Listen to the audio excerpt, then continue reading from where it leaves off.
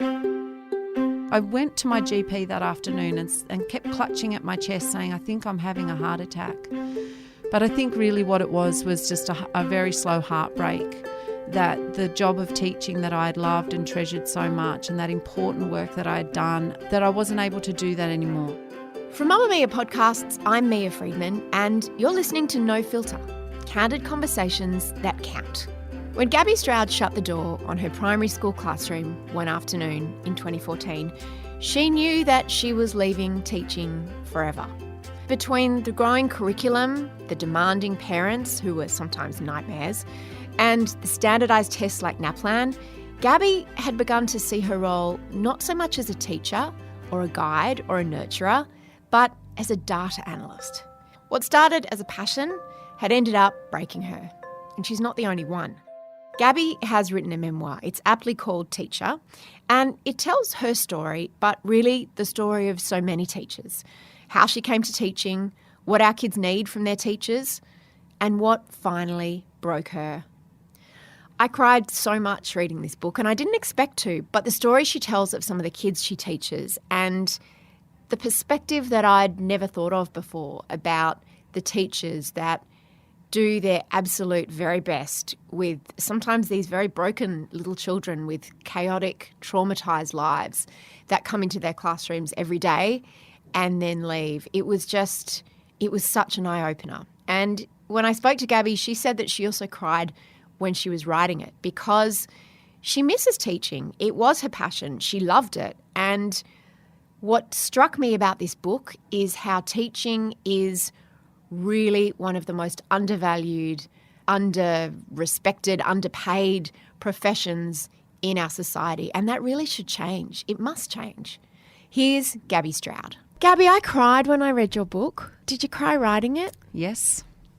Yep. I had moments where I didn't even realise I was crying. So I would go to the library most days to write, and I would have my headphones in and some white noise playing. And on one particular day, I realised that I was sobbing, the big cry, these ones. The ugly cry. The ugly cry was happening. And, I had to take myself out to the car park and get myself back together before I could go in and continue. But I'd really taken myself back to those places that had been very painful and really put myself into that memory to get it onto the page. And that's, you can't help but feel sad when you go back to those places. What part of your book had you been writing when the ugly cry happened? That was when I was writing about a boy called Leighton that I'd been teaching, and his dad was slowly and very painfully dying of cancer in Leighton's family home.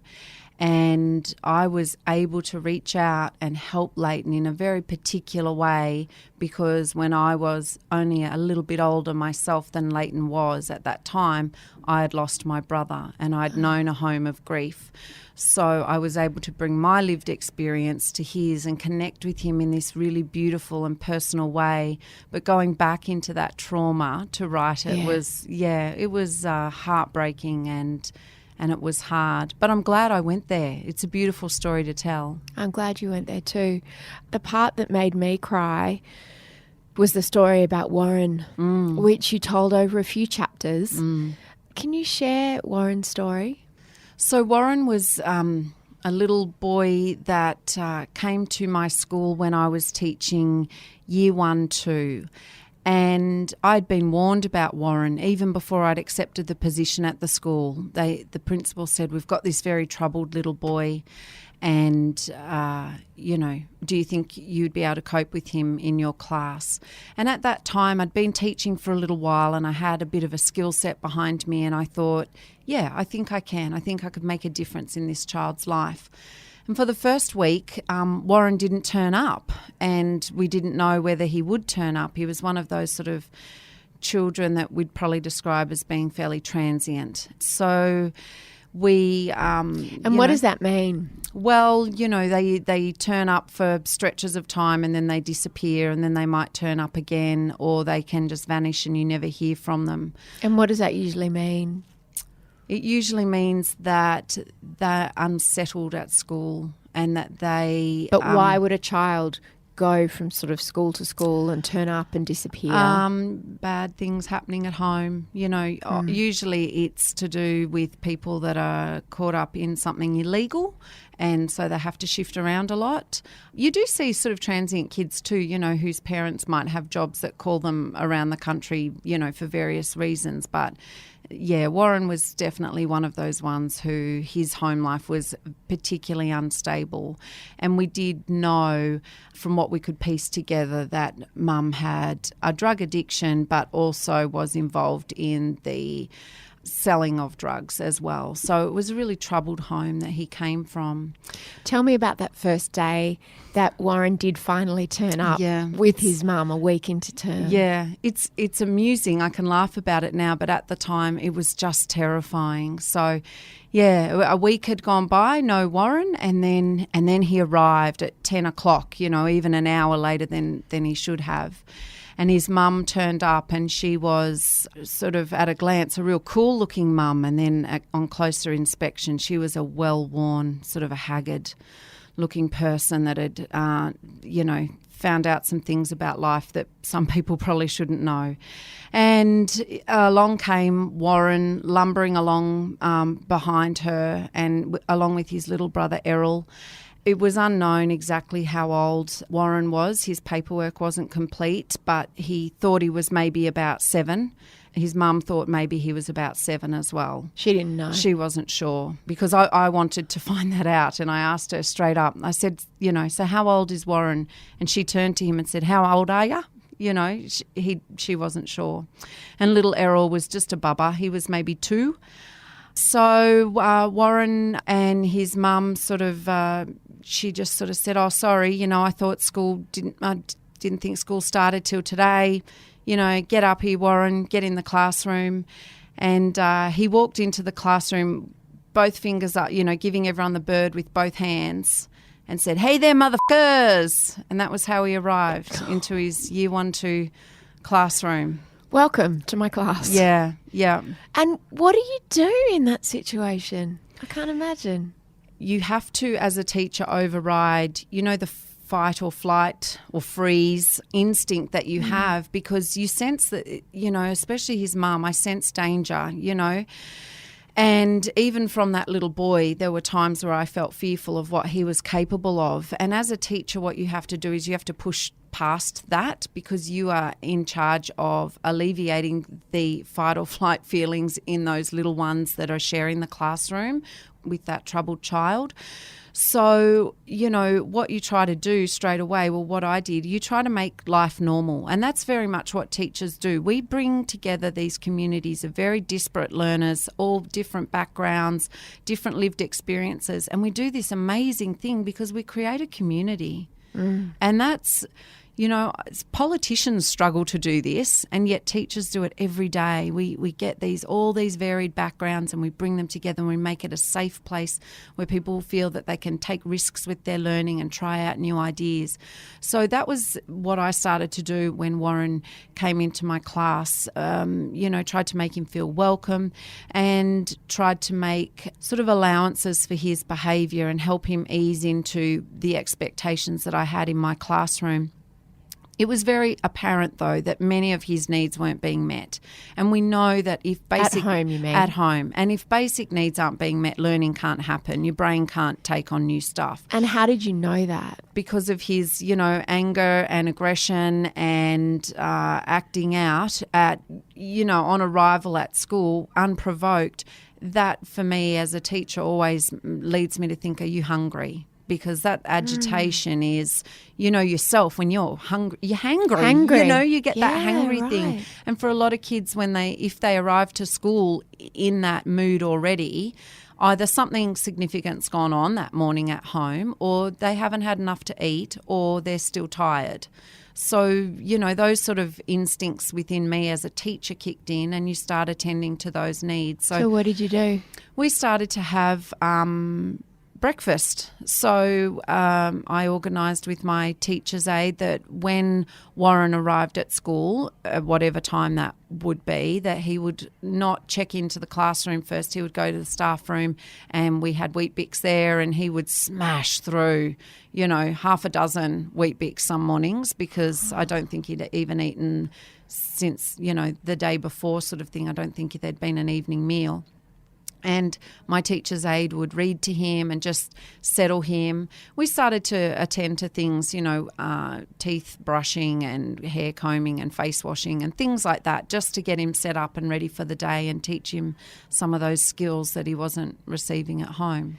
And you'd make his lunch every day? Yeah. We made his lunch every day. And at first I was sort of doing that on the sly. I'd make it at home and then bring it in and pop it in his bag.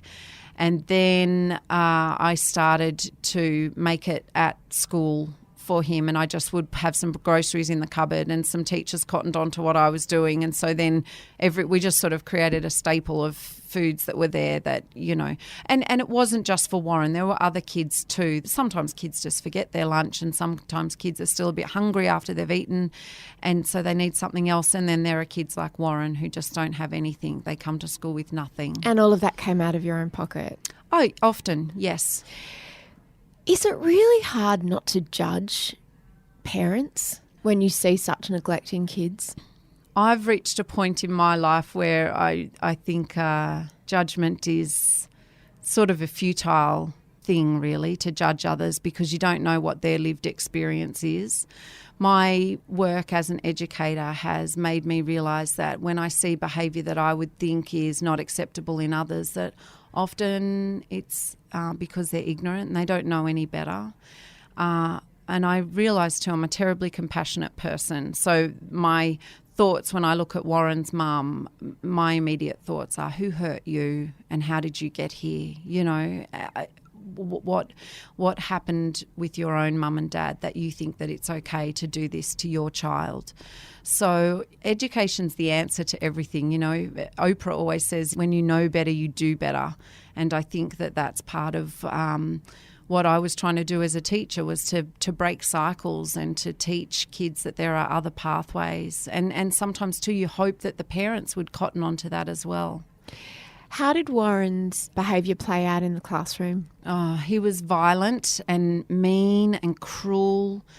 You would be doing a simple activity, and it might be roll 2 dice and add the 2 numbers together. And if he didn't get 2 6s, for example, he would peg those dice as hard as he could across the room. And there's 30 kids in the room, so someone would get hit.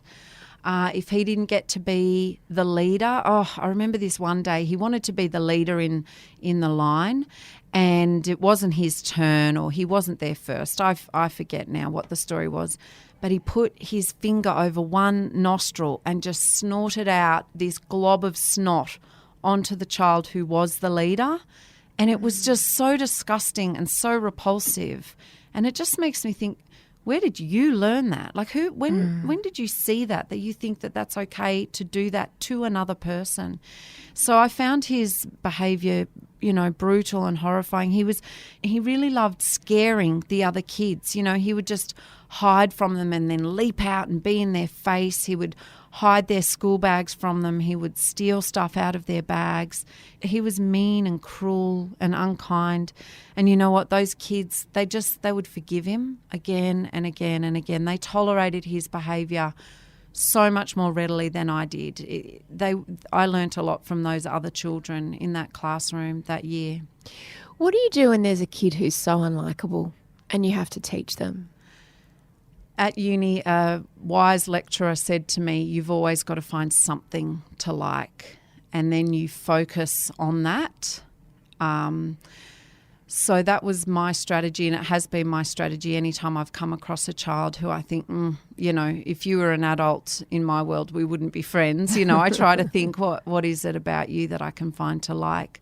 And Warren did have a good sense of humour, even though he could be quite mean-spirited in how he would use it. But he was always ready to laugh and joke around. So I used to try and find little jokes that were, acceptable and not highly inappropriate as the ones were that he would tell me, but, to share humour with him. So I think that's something that teachers do try to do, is just find something to hold on to, something that you can like in that child. He started to go in and out of foster care during the time that you taught him, and you really became this figure of stability and caring for him. How did that play out for you? I found it very draining.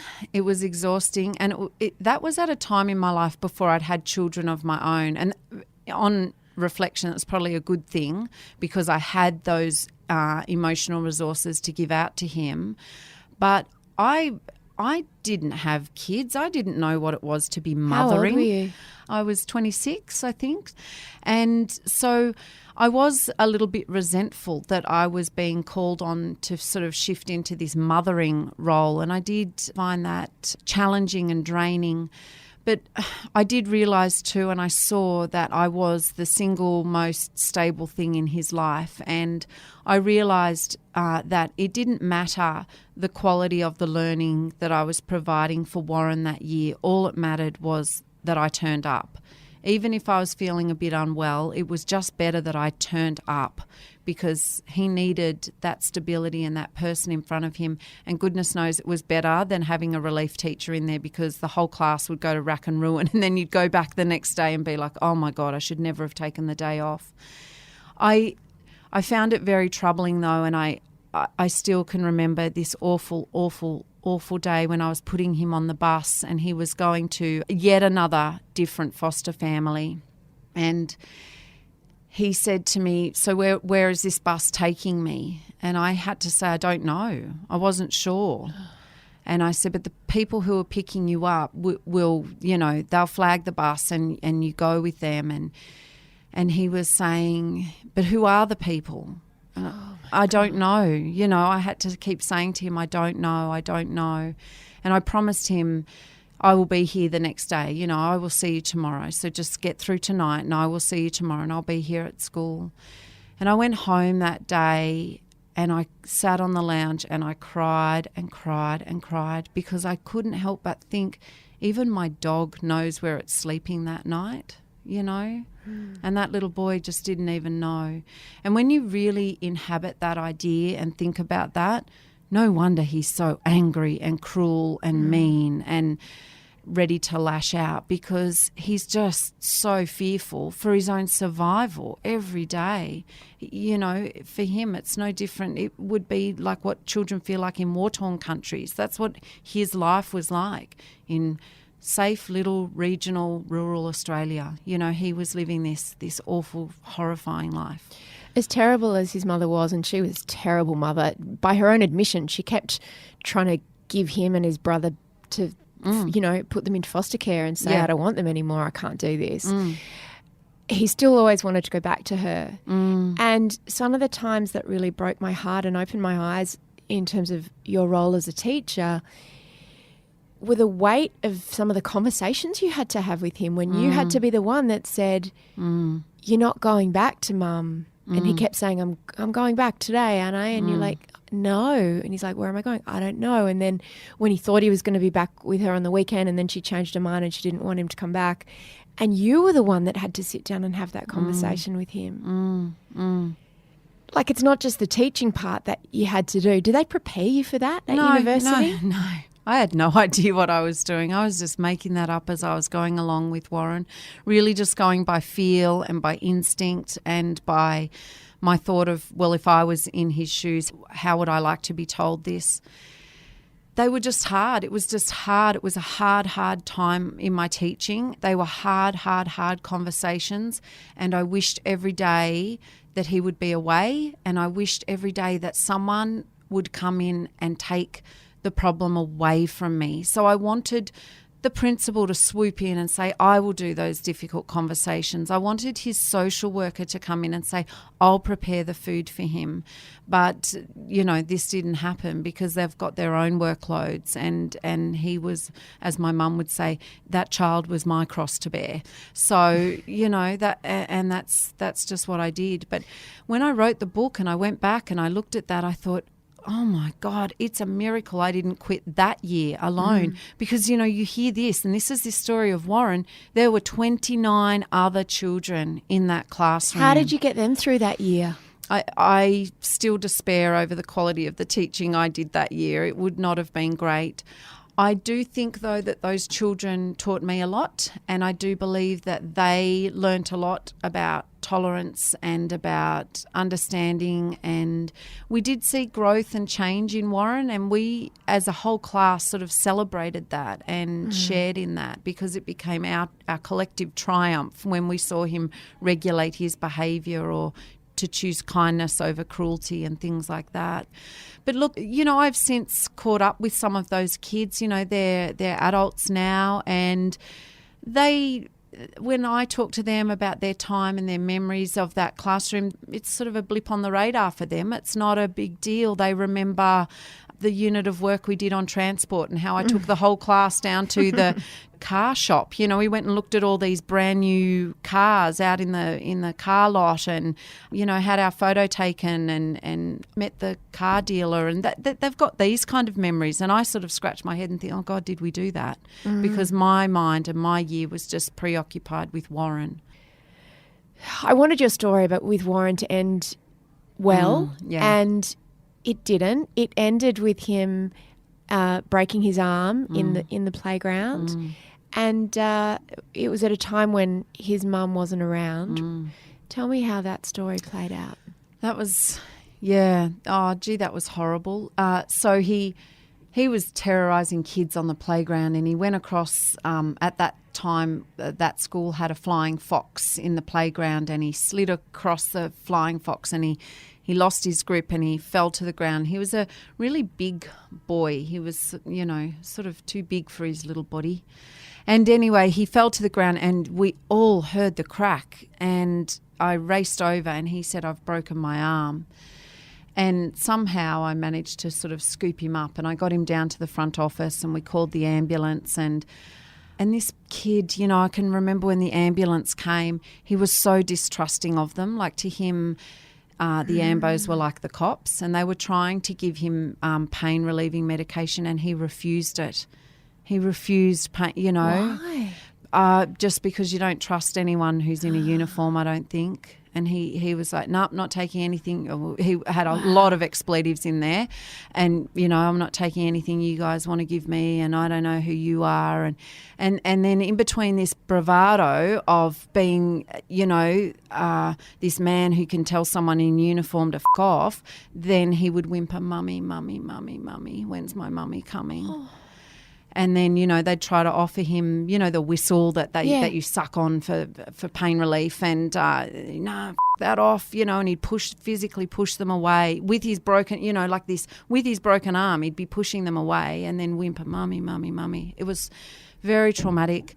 I went with him in the ambulance to the hospital, and eventually his social worker found his mum. She went and picked her up. She was drinking at the pub at whatever time in the morning that was. Anyway, we got mum there, and finally once mum was there, he agreed to take some pain medication, and they said, is he right to have, I'm not sure morphine. Was it morphine? Yeah. Is he right to have morphine? And she said, yeah, no problem, And she hadn't seen her child in months. And she's just sort of standing aloof at the end of the bed, didn't reach out, didn't hug him, nothing. There was no connection. And they administered morphine, and he had a massive physical reaction to it. I watched that child nearly die in front of me. His skin went all red, like someone had scribbled all over it. There were lumps. He was convulsing. It was just so traumatic watching it. And she was standing there at the end of his bed, scratching at her elbow and sniffing up her nose. And then she said, oh, yeah, that's right. If that's morphine, he can't have that. He's allergic. And it was actually at that point, thank goodness the principal had arrived at that point, and he saw something pass across my face, and he went and stood between me and the mum, because I think at that point I was ready to just grab her and shake her until her eyeballs rattled in her head. I don't know how you didn't. Yeah, that was the most painful thing to watch. And, look, after that he had the correct pain-relieving medication. They set his arm. He stayed in hospital overnight.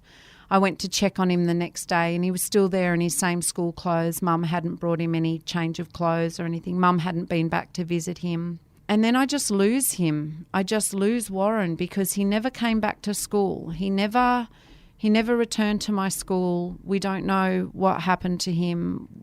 There was no follow-up, nothing. He was just lost to us. I saw him that next morning in the hospital with his arm in a cast and his dirty school clothes on, and that was it. He was gone. I can't imagine that because you guys had become like quite close. You'd gone on an excursion and he'd tricked you into staying behind with him so that he could just be with you on the excursion. Yeah. Look, I believe that child loved me. Yeah. And I know I loved him. Yeah. And, he had said to me on that excursion, he said to me, I dream about you at night. And I've read once that when the kids in your class, when you are part of their dreams, that you're part of their quality world. They've assimilated you as someone who it means something significant to them. So I was always interested when kids said to me, you were in my dream. And I said to him, what do we do in that dream? And he said, there's you and me and my dad and Errol, the little brother, and we go camping. And that was, it was almost like his heart's longing, some stability and, a conventional family. And the idea of camping amused me too because it was almost as though he couldn't even in his dreams allow it to be a stable home. It would be camping, Yeah. Mm.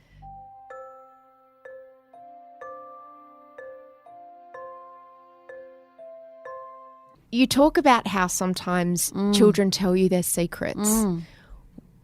What are some of those examples of when that's happened? I remember doing a lesson once on what at that time was called protective behaviours. Things in education get rebranded and relabelled all the time. But it was protective behaviours. So it was about teaching kids, and it was with kindergarten. It was about teaching little ones early warning signs.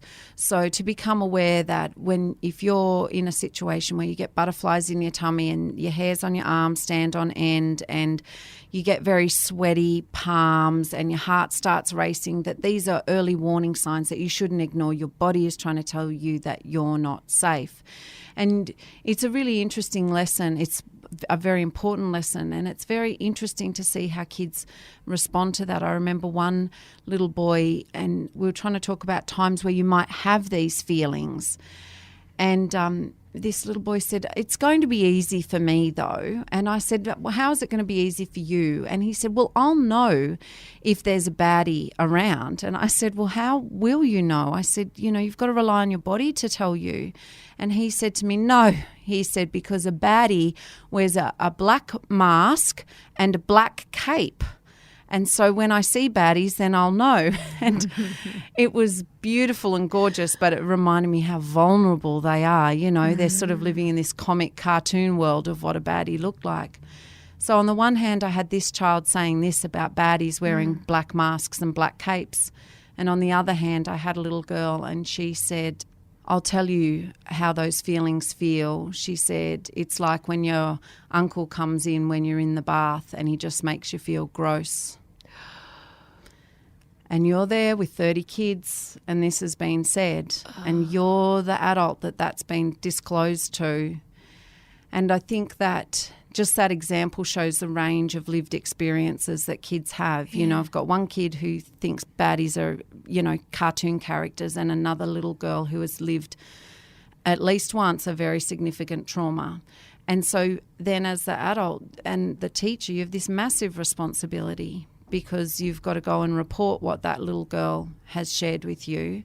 But then also you need that little boy to understand that little girl's level of danger exists also for him, but without frightening him or scaring him, but you've got to get him out of cartoon world. So it's a It's a really difficult, these are some of the very difficult things that teachers are charged with in their responsibility and their work. And it's not, I don't think this stuff is very well understood by people that are not teachers. You describe another incident in a school assembly when a child crawls onto your lap and says, I want to tell you something, Mummy hurts the baby.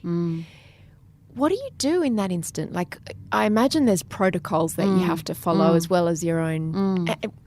Are there two tracks, the protocols you have to follow and your own human instincts? Yeah, there are. And I can't seem to turn my care off. You know, my care levels are high. And so, you know, I just held that little guy and I said to him, thank you for telling me that. That's important that you told me that. And I'm going to try and do something about that. Of course, it happens at 3:10 on a Friday afternoon. So the follow-up is fraught with problems because you're rolling into the weekend and you've got to get that little guy home and you don't know, you're not going to see him for 2 days and is his safety compromised? And there is so much that you're worried about in that scope of the weekend. So the immediate protocol for that was for me, once I'd comforted him and thanked him for sharing that and acknowledged that, was to then have to go and tell someone else. So then I had to go and whisper that whole exchange to another teacher. And then it was dismissal time. We're at a school assembly. It was dismissal time. The whole school was dismissed, and then it's up to the principal's office and probably about 2 or 3 hours in front of the computer lodging that as I'm not sure what they call it now, but, you know, you go in and you lodge that as a disclosure and you go through these websites, these screens and screens of information that, you know, you've got to make decisions, you know, how immediate is the danger that this child is in? And, well, you don't know. You really just got told a couple of sentences, but they were told in such a way that you do feel, yes, this needs to be taken very seriously, but should the police attend this evening? Well, gosh, I don't know. You know, like the police is a really valuable resource. Do we send them there because of something a child whispered to me at 3:10? So then you turn yourself inside out making those judgment calls, and then you've got the follow-up of all of that. I know this whenever any issue comes up in society, whether it's body image, smoking, dog biting, swimming, everyone says they need to teach it in schools. They need to teach it in schools. Cyber safety, everything. Porn, how porn isn't real sex, everything. And I always push back against that because I always feel that that's just not fair and that teachers have enough. What are some of the things other than basic, you know, reading, writing and arithmetic that teachers are expected to provide to students as part of the syllabus? Well, it's all those things that you just spoke about. So things like health is a really big one that's sort of permeating, you know, like they've got to have fruit break now or crunch and sip or whatever initiative it goes under in whatever school district you're in. And fitness and keeping active and keeping healthy. But not getting anorexia. And correct body image. Now, at the moment, the current sort of trend is about mindfulness and being present. And a teacher was telling me recently that the whole school stops now and has like a 15-minute meditation, which I'm just so cynical now. I mean, that's a lovely idea, but my eyes cannot roll back far enough in my head at the thought of that. Why is that? Because it is just another add-on. And I think with a lot of these things that we do, and teachers feel this, we're doing too many things and none of them very well. So all these things are just getting piled on and we're just paying lip service to it. Yep, tick that box. Yep, we talked about cyber safety. Yep, tick that box. We talked about being healthy. It's not deep learning. And I would really like for us to start thinking about, well, what is it that we want taught in our schools and how do we want that to be taught? I think they're the two most important questions we need to be asking, because I don't disagree. I think that there are lots of important things that should be part of our school curriculum. You know, like I think that we should be teaching kids about Facebook and social media and how we use those spaces ethically and how we write well in those spaces, the literacy that's involved in reading those spaces. I think that's important. Social media is not going anywhere. But if we are going to teach about that, then something's got to go, because the curriculum is way overcrowded. There's just not enough time to do everything that's already in there. So I think that question of what do we teach and how are we going to teach it is really the most important thing we should be asking right now, because either it is important or it's not important. And if it is important, then it belongs in our school curriculum. And if it's not important, then it belongs somewhere where families make a decision to teach that with their child. Because there's a finite number of hours in the day that children are at school. So for everything people want to add to the curriculum, you've got to take something out. Absolutely. It's an absolutely overcrowded curriculum. And I shout at the television every time I hear someone say, and now we think this should be implemented in schools, and now this should be added, and this should be something taught in schools. And I'm shouting, when would I teach that? When would I fit that in? Just keep them in at recess and lunch now so we can get through all these additional requirements. It seems like there's been a bit of a generational shift. How old are you now? I'm 41. So when we were at school, parents had nothing to do with school. Like they didn't come to school. They knew who your teacher was. They might see your teacher once a year. It seems like parents have really made the school their place. Like, and I've noticed it particularly, and this is a generalisation, but mums who don't go back to work after their kids are at school, and they're often really bright and high achieving and they had great careers, and for whatever reason they've decided not to resume them after they have kids, they start treating the school like their workplace. Have you noticed a real intrusion of parents into the school lives of their kids? Yeah, I have. I believe that parents are the first and lifelong educator of their child.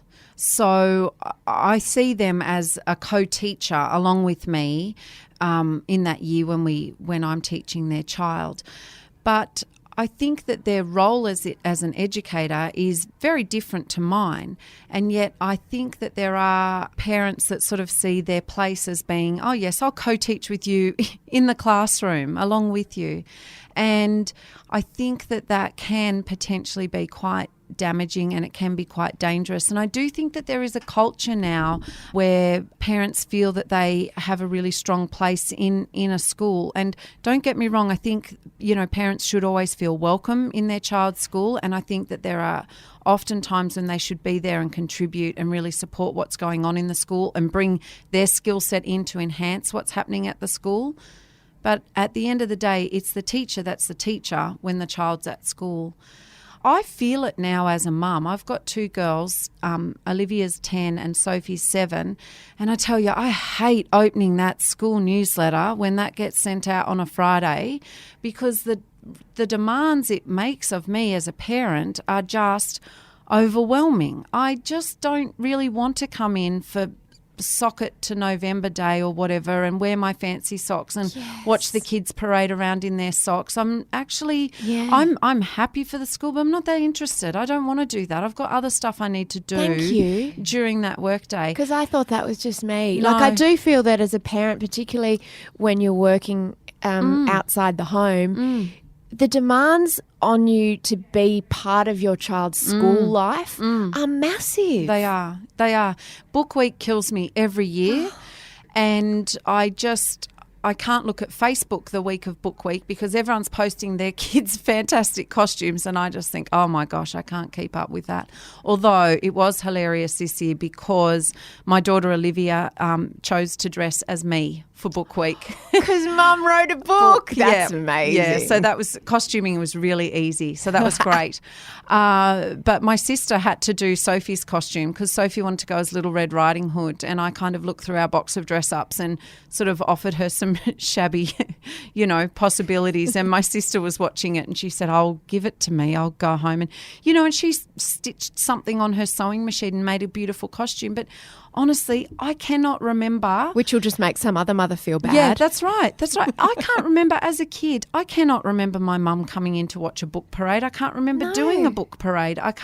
We had an end of year concert. All the parents turned up. There was some speeches. A couple of kids got awards, and we all went home and see you again in 12 months' time. So what's driven that, Gabbie? Is it the parents? Is it the school? Is it the kids? Is this somehow associated with helicopter parenting? I think it relates to parenting, and that parenting has really shifted. So when I was a kid, if you were naughty, you were going to be given a smack or a threat of a smack. And we're worlds away from that now, and that's a great thing. But I don't think we transitioned through that period very well. So we took away smacking and this kind of discipline, but we didn't sort of become really clear on, well, what will we replace that with? We sort of time out and, stuff like that. But as a parent who was raised in a home where the threat of a smack was the form of discipline, if that's not there, then what else do I know? So for me, I know a lot of stuff as a teacher, so I would bring that skill set to my parenting. But a lot of parents out there don't have that teacher skill set, so they're sort of fumbling around. And I've had hilarious conversations with my girlfriends who have said things, they watch me with my kids and they say, "Oh, I'm going to copy that, I'm going to do that. That was really effective how you did that." And they've disclosed to me things like, that it was February and their child's been naughty, and they've said things like, "Well, Santa Claus isn't going to come." And they're like, "That's a long one to hold on to now till December, isn't it? That wasn't my finest moment." So I think there has been a shift in parenting, and we're still trying to navigate that. I think that we're living in a world now where we've wrapped our kids up in cotton wool as well. So we're very protective of our children, and sadly with that has come a belief that our little ones are entitled. And they're actually not. They're just like us, and they've got to learn their place in the world and figure it out. And they've got to have a few hard knocks, just in the events of life to figure that out and learn it for themselves.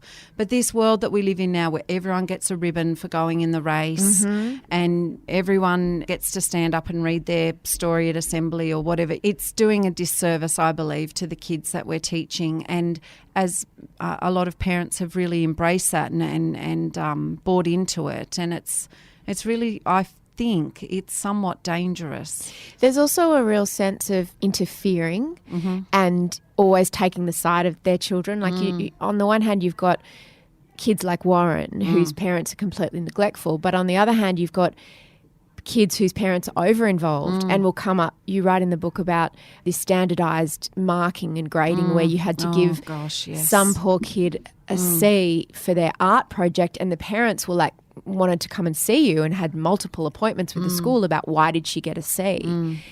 How do you handle that? And I imagine there are also parents who challenge when their child is disciplined at school. Oh, yeah, definitely.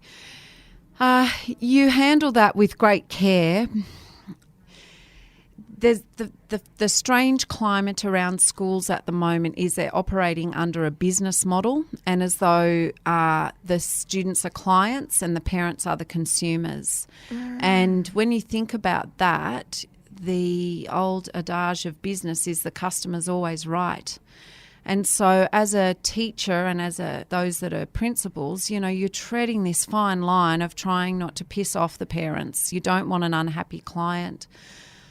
I think education's always the answer. So if you can show parents another way, and if you can teach them and help them understand why you're doing the things that you're doing, if they're open to it, that can be a really positive conversation, and you can see some shifts then that can happen. I've had parents come in and they've been argumentative and ready to take me to court about something, and then we Court? sit down. Oh, yeah, because they'll just threaten that. I'll take you to court. But for what? Oh, for asking their child to have a timeout because their child pushed another child, or it can be just any minor infraction. So they're going to take you to court? Yeah. And everything, I believe this is how society operates now. Everything we're doing, all this hoop jumping and box ticking, is just a means of protecting yourself in case someone wants to sue you. This is what this is. And in education, ultimately, this is what it is. You mean all the standardisation of testing and grading? Yep. Evidence for every single grade you provide is just so that if a parent comes in and says, I don't think it should, well, here I have 4 pieces of evidence that suggest this,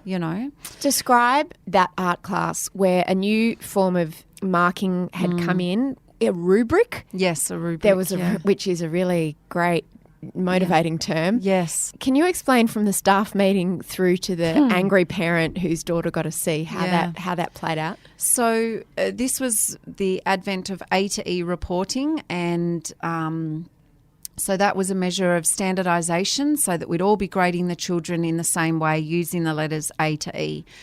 And my staff, there were some very experienced teachers on staff, and they'd been teaching a long time, and a lot of them said, oh, look, we know that this isn't the best way, so let's not do it. And we were promptly told, no, it's a government initiative, so this is happening, so get on board.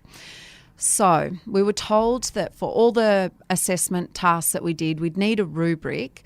And so that's a grid. What is a rubric? It's a grid, and down one side you have all the outcomes that you want the learner to achieve. And then along the top of the grid, you have levels of achievement against each of those outcomes. And the levels of achievement get progressively worse. So you're excellent, highly accomplished, satisfactory, poor, Phoning it in. Yeah.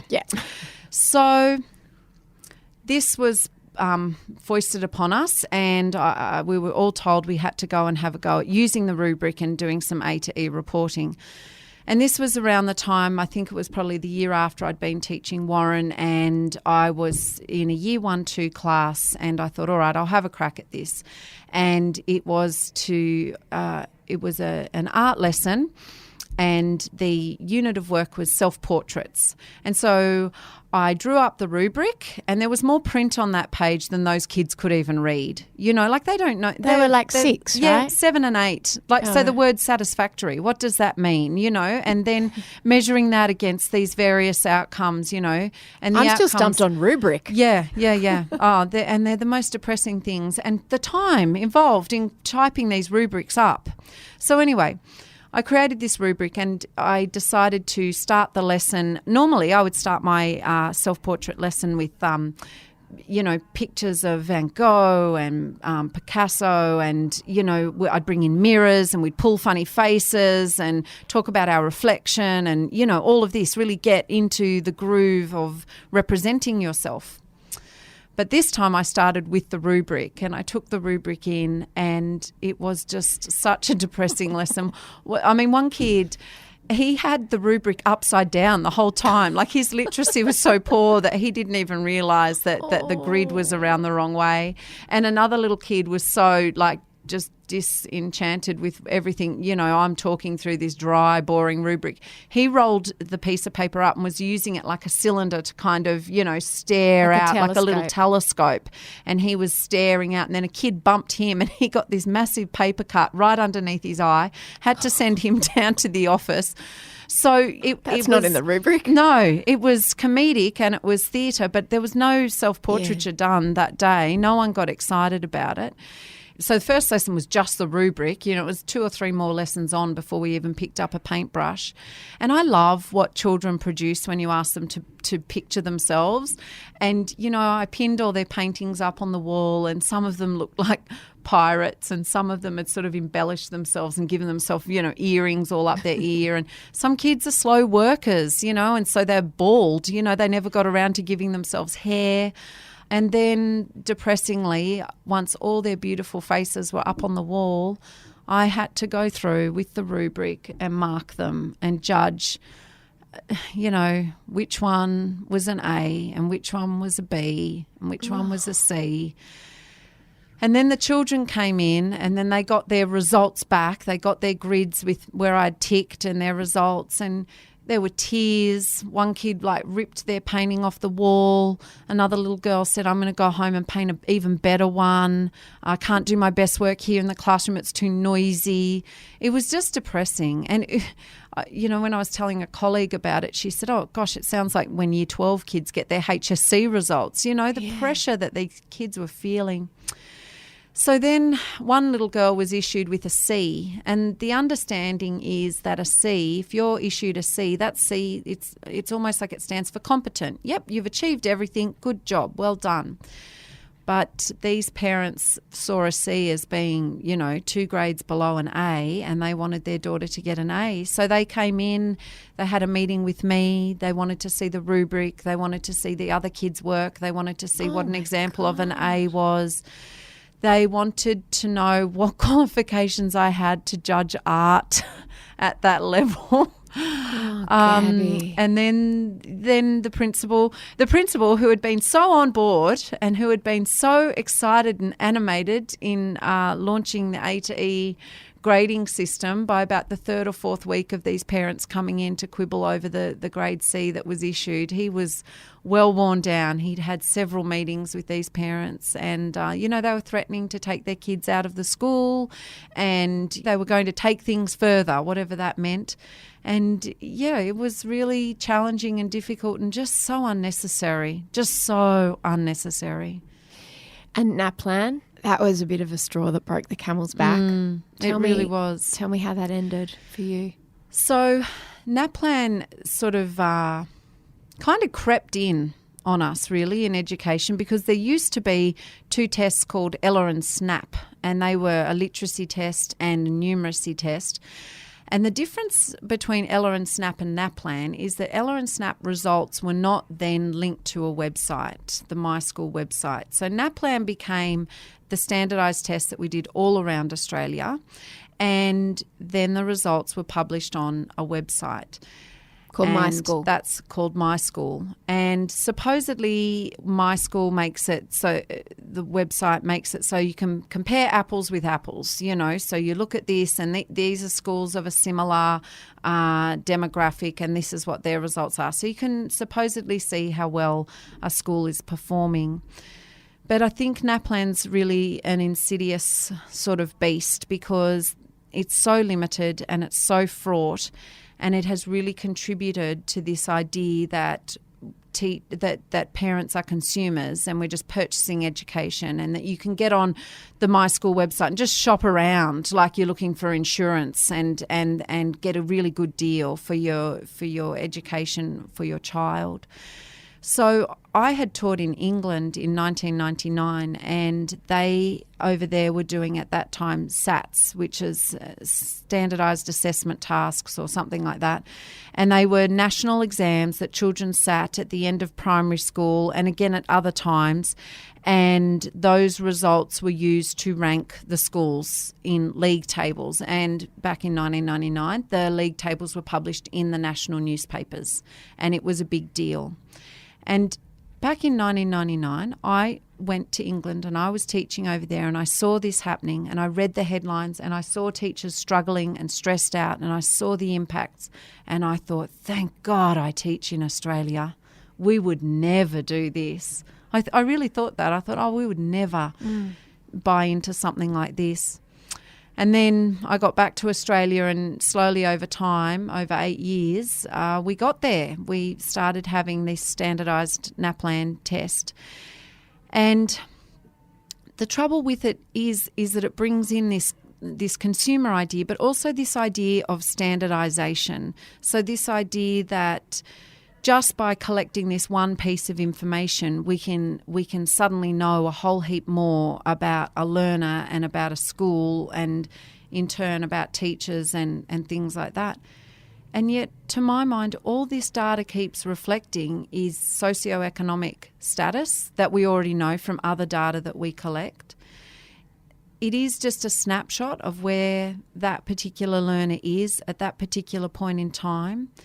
And if you think about good assessment, so as a teacher, I know some stuff about assessment, and I know that we can assess for learning and as learning and of learning. There are all these different ways that we assess.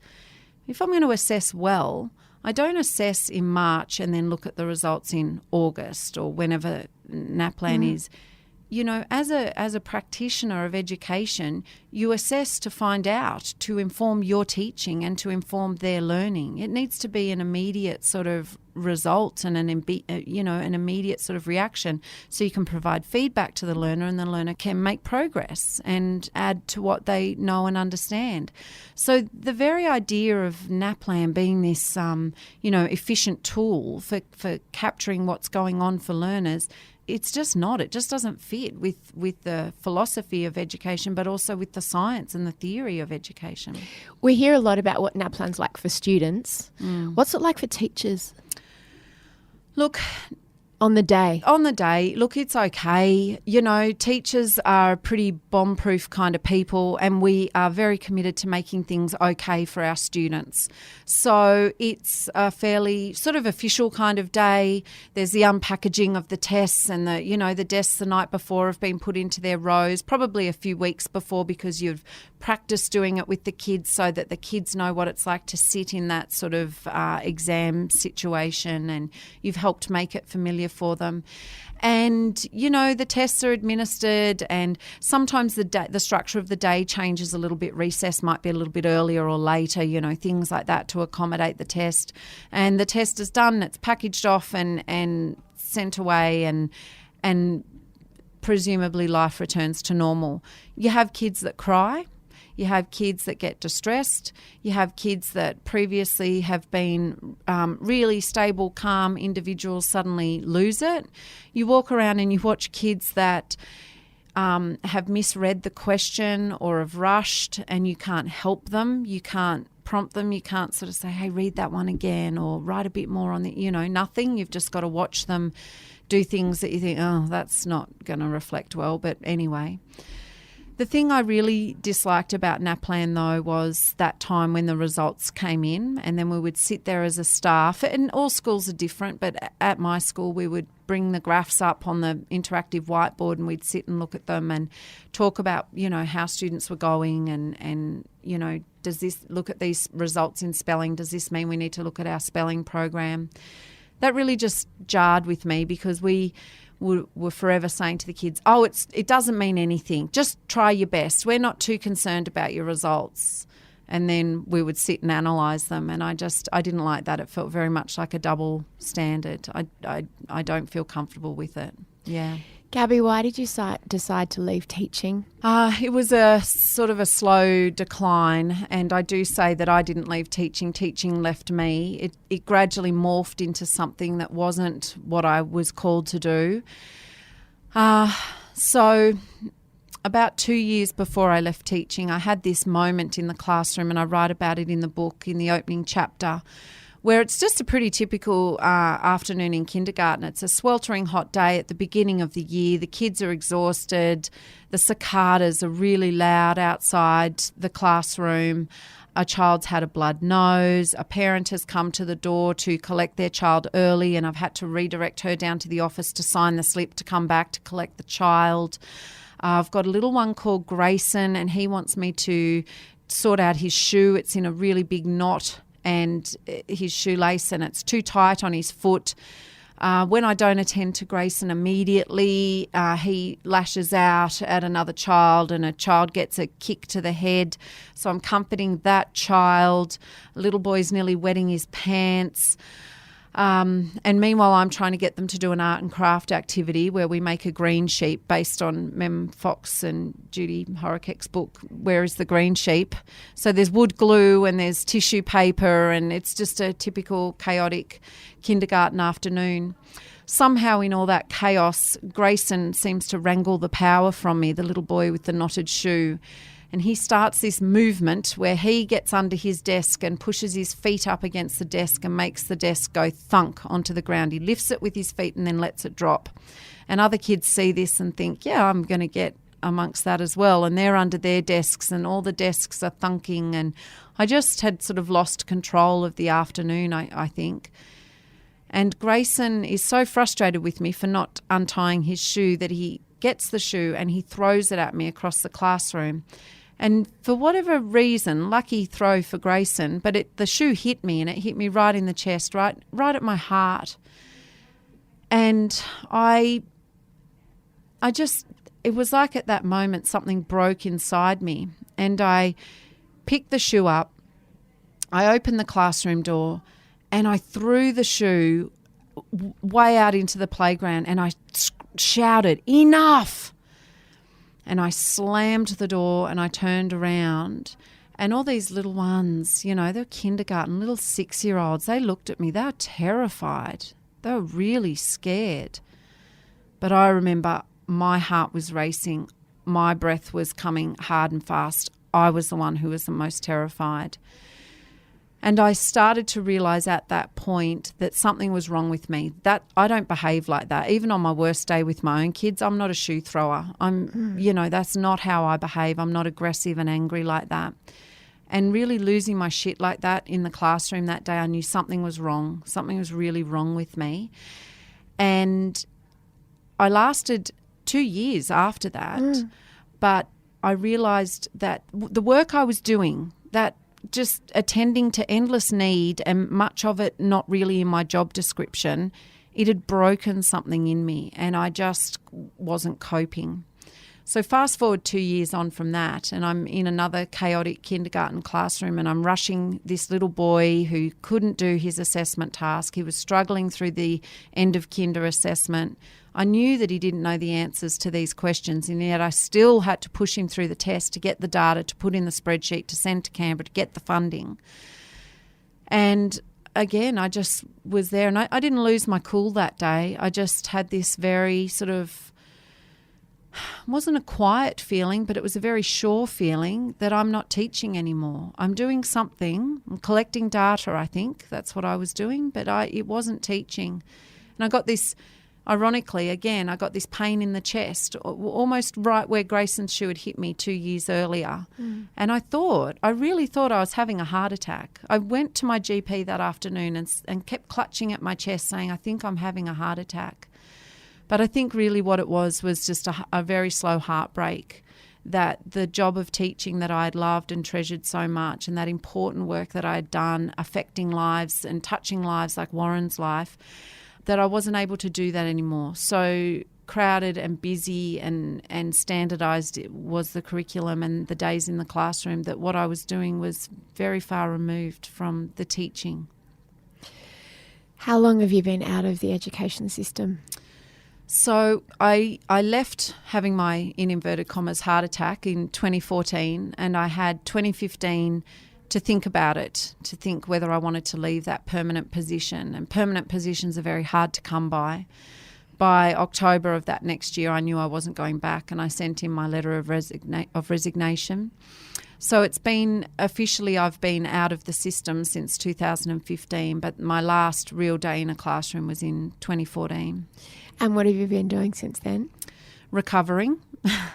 I think I'm pretty sure I had post-traumatic stress disorder. Sounds like you did. Yeah, that year of 2015 when my own daughter, my little Olivia, she was in year 1 that year, and I couldn't even go near the school. It was an effort to go in and see her in her school concert. I never went and saw her receive an award at assembly, or I couldn't help it. Tuck shop or any of those constant demands that school makes. I couldn't even go near the place to pick her up from school. I used to park down the road and she'd have to walk down for me to collect her from school. Did she go to the school where you taught? Yeah, she went to the school. She was in my last year of teaching. She was in my kindergarten class, so... You taught her? Yeah, I taught her, wow. Which was beautiful. It was a very special year, that year, and... in hindsight, I think maybe a part of me knew that was my last year, because there were some really very special magic moments in amongst all the trauma of leaving. Yeah. And so what do you do now? Well, besides being a best-selling author. Yes, my best-selling author role. Yeah, so writing. I'm doing lots of writing, and at the moment just really talking about the book. There's so much interest in this story, so I'm doing lots of work with teachers and meeting teachers, and every time I do an event I meet all these teachers who are just like me, and they're feeling quite broken and strung out, and, so just connecting with those people and letting them know they're not the only ones, and that it's actually not us, it's the system that's failing us and making us feel like that. Along with that, I just do a bunch of other jobs. I care for a little boy who has a disability, and so I go into his home and support him in the afternoons and help him get his schoolwork done and his homework and things like that. So that really plays to my teacher skill set, and we have some really fun times together. And I manage storage sheds in my local town because as a teacher, my skill set of managing and communicating is highly valuable. And I also, when university is in session and when I'm not promoting a book, I also teach at tertiary level for people, crazy people who think they might like to be a teacher. I teach a couple of subjects at uni. So, yeah. Gabbie, thank you for writing this book. It was such an eye-opener for me, and I think every person who's had a teacher and every person who's had a child should read this book. Teachers, like nurses, are just some of the great unsung heroes in our society, and you've done a great service by really laying out what it's like. It's interesting, the cover of your book, or the back of your book, has a whole apple, and the cover of your book has an apple, just the core. And I thought that was a really interesting choice, and I hope that teaching isn't, that you're not lost to us in terms of teaching, because your voice and your skill is just so wonderful, and I hope that you can do whatever it takes to teach in some way. If it's not a school, it sounds like you're already doing that, teaching the teachers. Thank you. And providing platforms like this gets the message out there, so thank you for supporting it and putting that voice out there. It's really important, and I thank you for that. Thank you for listening to No Filter. You can buy Gabbie Stroud's wonderful book, Teacher, at apple.co/Mamamia, where you will find all the books of the many, many interesting authors and people that we've interviewed here on No Filter. If you're wondering what to listen to next, why not subscribe to our family life podcast, This Glorious Mess? It's hosted by Holly Wainwright and Andrew Daddo. They are hilarious. And if you're a parent of little kids or big kids or even grown-up kids, you are going to love this show. Next week on No Filter, what do you do when the love of your life dies? No Filter is produced by Eliza Ratliff, and I'm Mia Friedman. I will see you on Mamamia.